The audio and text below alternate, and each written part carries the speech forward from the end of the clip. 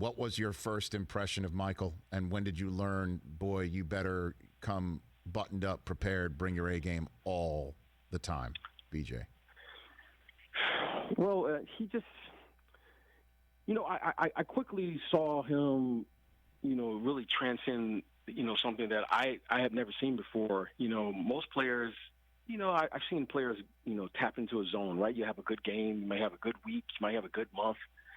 But this guy had a great day every single day.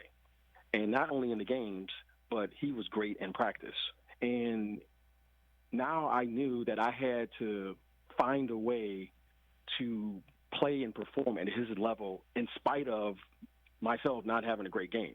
And he demanded that of you physically, mentally, emotionally, every single time he hit the floor. So there was no, well, I had a bad game. Well, okay, he had a bad game, but he still was going to find a way.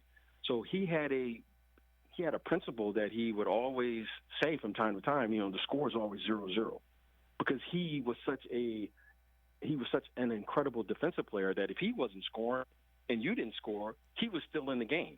So as great as he was on the offensive end, really he was a blue-collar, defensive, grinded-out type of player who just happened to be a great offensive player.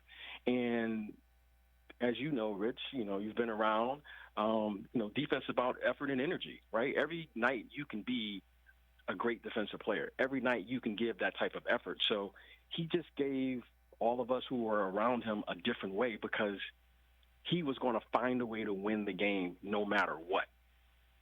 He was going to find a way. He was going to, if he needed to get an offensive rebound, if he needed to get a steal, if he needed to make a defensive stop, he was going to do what was ever necessary to do that, because he had the skill set, but more importantly, he had the mental toughness to focus in and get the job done. And, people talk about doing things, but he could actually go out and do it, and he did it. So, you know what? We had to find a way to elevate our games, if you will, to maintain and support what he was doing, because he wasn't going to stop. Did he ever get on you? Did he ever curse you out? Of course.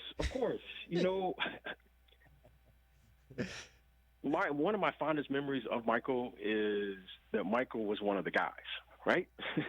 He loved being one of the guys, and he, when the Air Jordan and the cameras were off, he felt comfortable being one of the guys. So trash talking and being truthful with one another is part of building a relationship if you're going to achieve that level of success.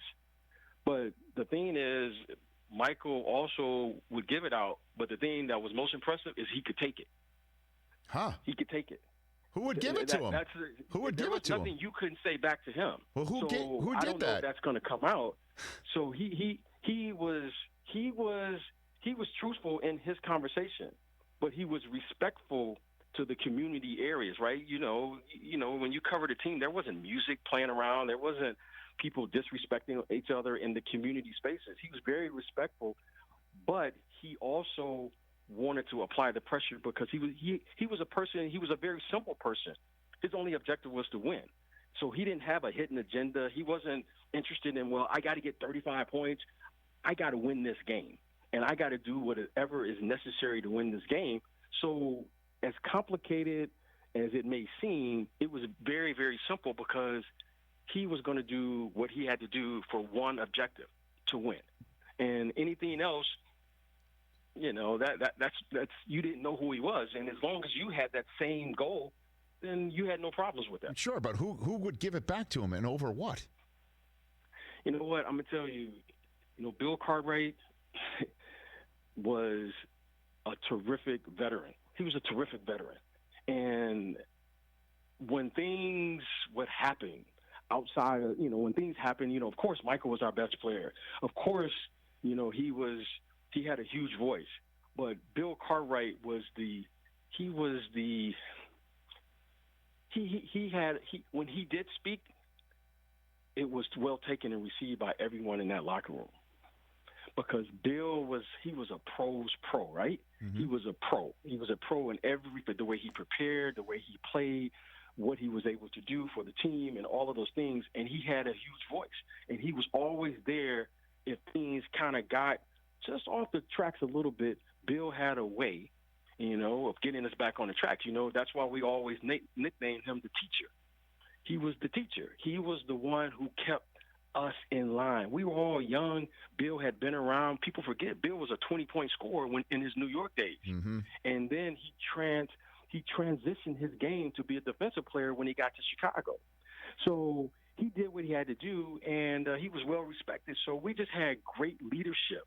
We had great veteran leadership. We had great leadership from our star, which was Michael Jordan, Phil Jackson. So we had all of the intangible things that was necessary for us to compete and win at the highest level. Hey, you watched all the way to the end. Thanks for that. Watch more right here.